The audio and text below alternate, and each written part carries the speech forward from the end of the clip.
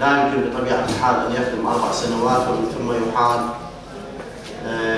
على التقاعد الأبدي، وبالتالي سوف يصبح يعني في العراق جيش من المتقاعدين، يعني اللي راح يكون تقاعد مثلا 2 أو 3 ملايين ما ممكن بطبيعة الحال أنه يتطلع إلى ممارسة عمل، وإنما يعيش متقاعد كافي هذا يعني شيء يستثمر هذه الأموال. إضافة إلى هذا يعني هذا يفتح الباب على مصراعيه، لأن الكثير يتطلعون إلى لعب دور سياسي. طبعا احنا لا نسيء الظن نقول كل الناس تريد، ولكن كثير يتطلعون إلى أن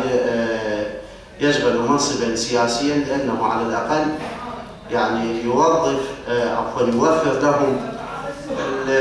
إذا لم يكن الحد الأعلى فالحد طوق الوسط من متطلبات الحياة، يعني حياة مرفهة.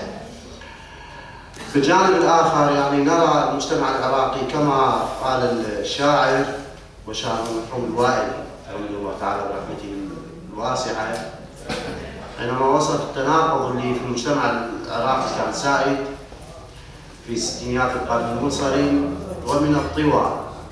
خلف البيادر صرع، وتحت زق أبي نؤاس صرع. هناك صرع من الخمر والعياذ بالله، وهناك ناس صرعى من الجوع والفقر والفاقة، صرعى من الترف، وصرعى لأنهم لا يملكون شيئا، لا يملكون ما يسد رمقهم. فبالتالي هناك جانب مظلم يعني في الحياة الاجتماعية للعراقيين، وهناك جانب آخر طبعا يعني مزدهر ومرفه، وكل وسائل الحياة مرفهة، كل وسائل الحياة موجودة ومتوفرة لديه. يمكن أن نسمي هذا المجتمع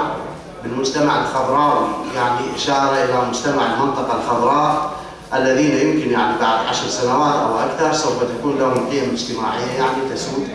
تختلف عن قيمنا الاجتماعية، وعادات وتقاليد واتيكيت حياة آخر يختلف عن نمط حياة العراقيين. هؤلاء لا يرون طبعا إلا يعني بالعين التي يعيشون من خلالها. لا يمكن أن واحد ما يتصورون أن الكهرباء مثلا